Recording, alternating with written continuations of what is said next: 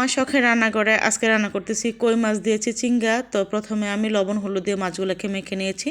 তো কই মাছের মাঝখানে দেখতেই পাচ্ছেন একটুখানি কেটে কেটে দিয়েছি যাতে মশলার ভিতর অবধি ঢুকে যায়, তাহলে খেতে অনেক বেশি ভালো লাগবে। প্যানের মধ্যে পরিমাণ মতো তেল দিয়ে খুব ভালো করে লাল লাল করে মাছগুলো ভেজে নেব।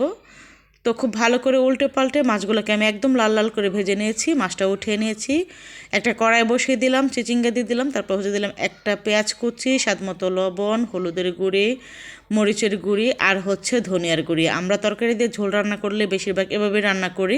তো দিয়ে দিলাম পরিমাণ মতো ঝোল, আর হচ্ছে যে বাটিতে মাছ মেখেছিলাম ওই বাটিটা ধুয়ে একটুখানি পানি দিয়ে দিলাম। এখন একটু সময় নিয়ে তরকারিটা খুব ভালো করে কষিয়ে নেব, আমি ঢাকনা দিয়ে ঢেকে দেবো।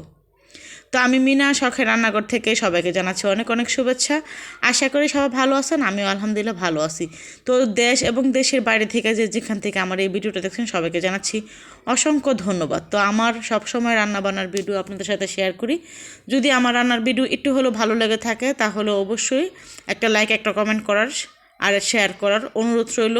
তো মাছটা দিয়ে মাছের গায়ে মশলাটা লাগিয়ে উল্টে পাল্টে পরিমাণ মতো ঝোল দিয়ে দিলাম, ঢাকনা দিয়ে ঢেকে এখন শুধু রান্না করে নিচ্ছি।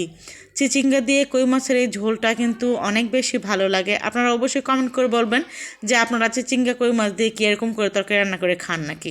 তো তরকারিটা আমার হয়ে গেছে, এ পর্যায়ে হচ্ছে তরকারিটা নামিয়ে নিয়েছি। মাশাআল্লাহ তরকারিটার কালারটা দেখেন কতটা সুন্দর হয়েছে, খেতেও আলহামদুলিল্লাহ অনেক ভালো লেগেছে।